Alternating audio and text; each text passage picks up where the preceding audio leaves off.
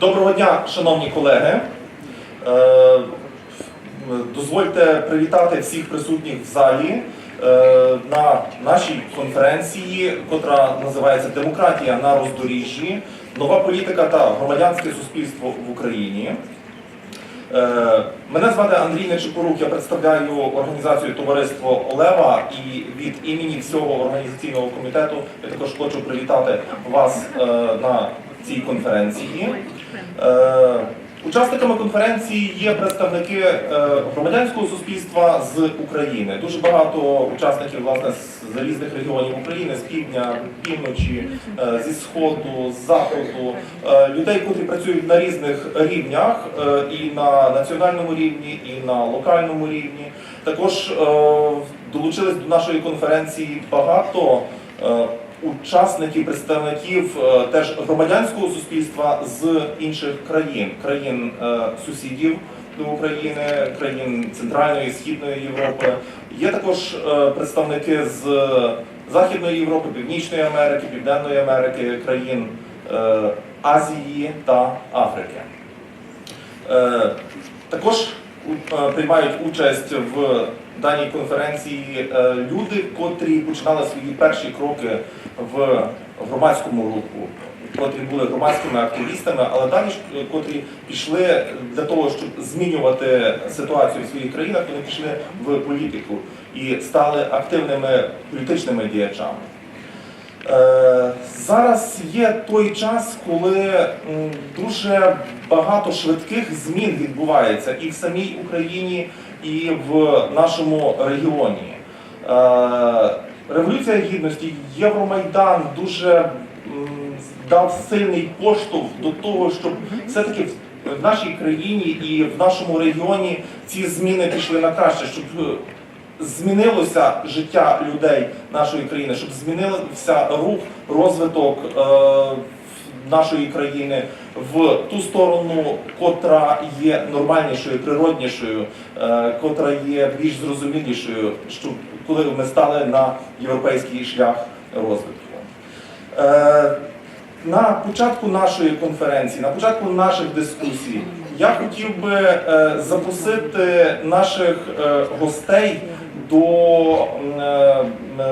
короткого виступу для таких настановчих порад, що варто робити, що краще робити в цей час для нас, для представників громадянського суспільства, для людей, котрі працюють в своїх регіонах, працюють в своїх містах, працюють в своїх громадах, працюють на національному рівні, працюють з реформами, працюють з ідеями, котрі змінюють життя на краще. І, власне, до першого слова привітального я хотів би запросити першу жінку прем'єр-міністра Канади, екс-прем'єр-міністра Канади, пані Кім Кемпбел.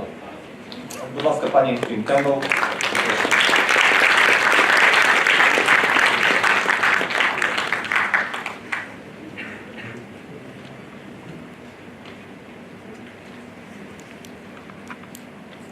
Spasiba, thank you very much. Mr. President, former President, distinguished guests, ladies and gentlemen, I'm delighted to be here in Kyiv and in particular to bring you greetings on behalf of my colleagues in the steering committee of the World Movement for Democracy. We are meeting here this week. The World Movement for Democracy is a network of democracy organizations around the world. And the steering committee is a remarkable group, a global group of people from all continents who are courageous heroes of democracy in their own countries. And we meet together as a steering committee to plan the strategy for the operation of the world movement.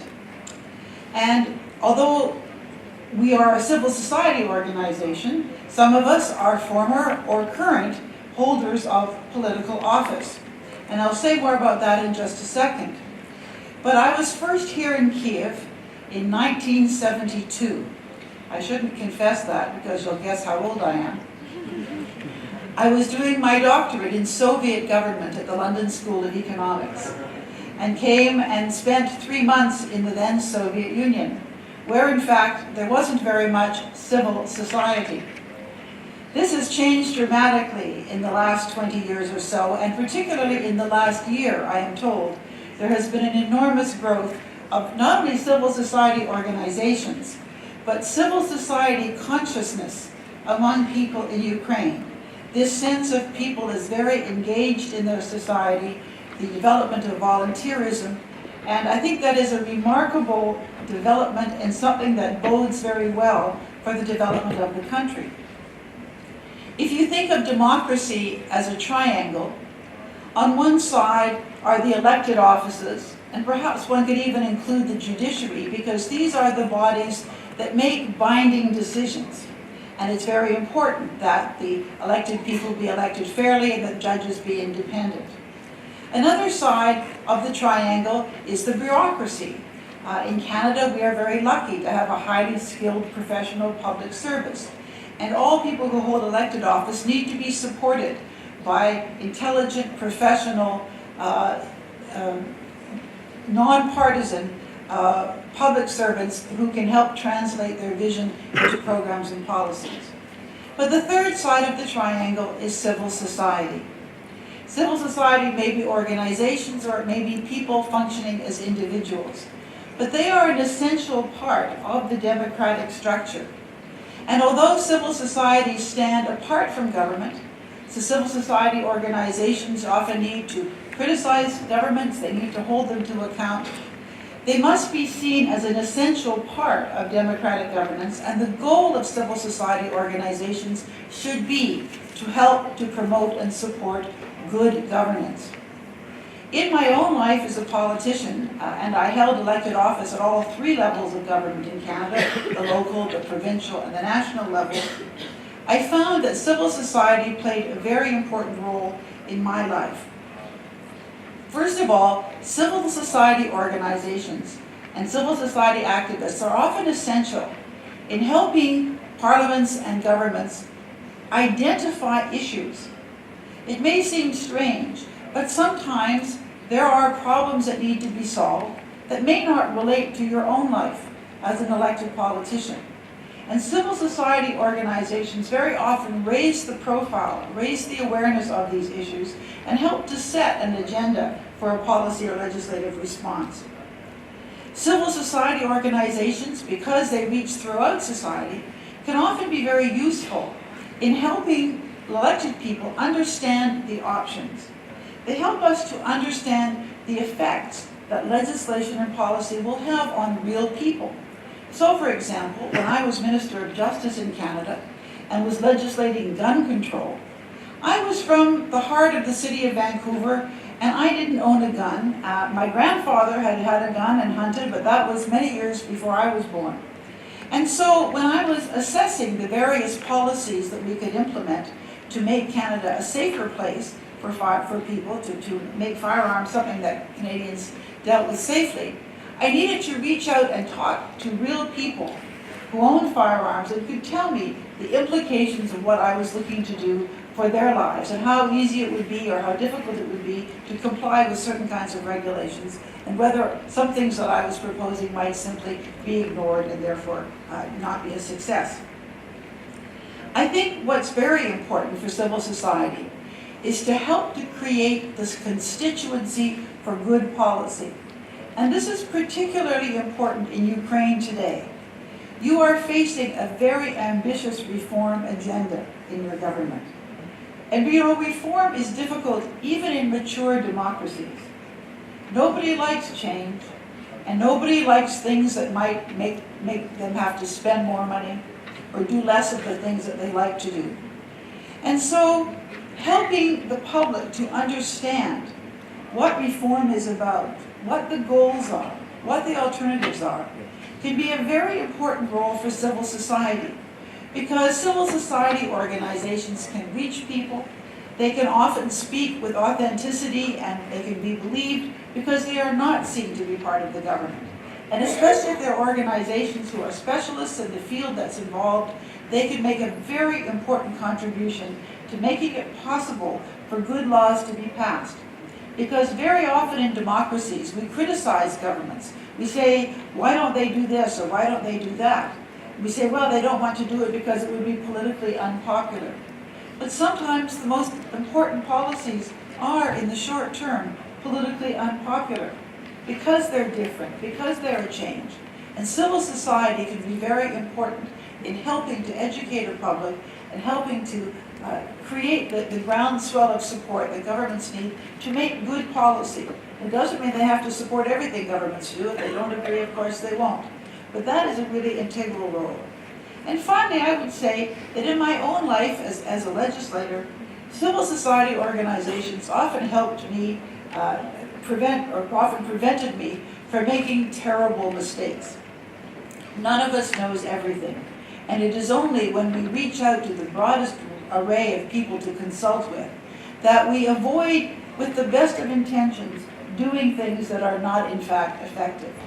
And so this conference is very important in exploring how this wonderful new burgeoning civil society in Ukraine can play a constructive role in giving voice to the issues that concern Ukrainians, in helping legislators understand the implications of what it is that they are looking at, what the various options will mean, in creating a constituency for good decisions and for preventing the worst mistakes on the part of well-intentioned but not always fully informed legislators. So it is with great delight that I join you here today, because I was here in a much earlier time, and I have seen the remarkable change taking place in this country, and I know the incredible stresses and strains that you are under as a result of all of the events that have happened since the heroic days of the Maidan. But I wish you well, and I am very, very excited because I've met so many people here just this weekend, people of intelligence, people of good judgment, and people of goodwill.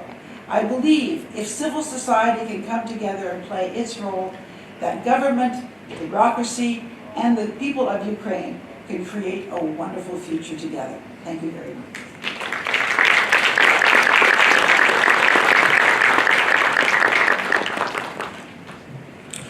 Дуже дякуємо Кім Кемпбел за такі чудові слова. І зараз я хотів би теж до таких настановчих виступу перед початком наших пленарних засідань запросити пана Вітаутаса Ландсберґіса, президента Литви, першого голову Сейму Незалежної Литовської Республіки.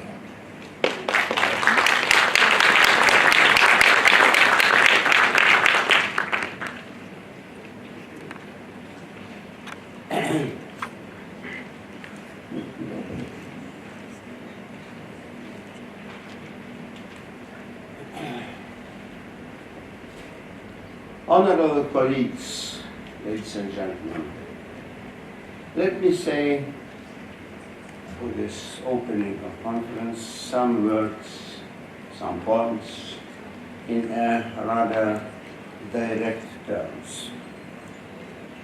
Step by step we are realizing the times we live. It is just a grim beginning of an epoch, which in some future will be called the epoch of Putin's wars. Time counts already 15 years, and the third subsequent war is just ongoing against Ukraine. Some 200 years ago, there were the times of Napoleon wars, shattering Europe. That distant epoch of making and remaking the world had left at least one brilliant heritage, the Napoleon Code. The Putin Wars epoch, entering to destroy all codes, will leave only the ruins, if any. No effort thus should be avoided if we are able to temper and stop the ongoing disaster. Among many talking think tanks kicked out by an aggressor is also our conference, called and reopening here as one more of those goodwill efforts to prevent the worst. Sometimes I wonder why that real war between Ukraine and instructed plus intervening Putinists is not presented for international knowledge and opinion in figures and pictures. Where are the lists of Putin's war victims or Putin's victims? The type of book would be given by publisher. Names and dates, where they were killed, where they perished, from both sides, Ukrainian defenders and assaulting Putinists. Where are the photo albums presenting the Ukrainian villages and towns in the calm everyday life before Mr. Putin came, and burned ruins after he did? Where is UNO's decision to name the humanitarian disaster in eastern Ukraine with over 1 million of homeless refugees? Its true name, disaster, humanitarian disaster, once more in present world. Of course, it should be then followed by true international aid, not that fake one with unknown content sent by aggressor into the areas of his own war, plus using the white trucks recalling the color of skeletons. What to say more about so much needed aid for an assaulted by a street hooligan to enable the victim of an assault to defend himself? Ones don't understand, allegedly, that to stop Russian tanks you need something more of the helms and medicine plus the boots not in a pair. To urge for reforms is nice, and they are truly needed. But let us remember the leader who has said, Mr. President, tear this wall out. No word, President, stop the war just now. Is said, no word is said today. And what that has mean? So there is the result of your fake armistice accord, signed in Minsk by Russian government, but constantly breached out by Putinists and their suppliers in Moscow, thus extending the list of Ukrainian Russian victims. Who is guilty? You know and remember maybe the point clearly said by President of Russia, who was beaten, that is guilty. Following this line, we are going back to the Stone Age. Normally, it should be stated, the Armistice Accord, when breached out again and again, really does not exist. Not to mention, it is on a piece of paper. It became a history. Let talk anew or kill each other without jokers talk and talks. I hope that This conference, as well as other similar efforts, may help at least to introduce more exact wording, and then to not allow to confuse and confuse ourselves by ourselves. Let it be my welcome and wish of fruitfulness of this conference. Thank you very much.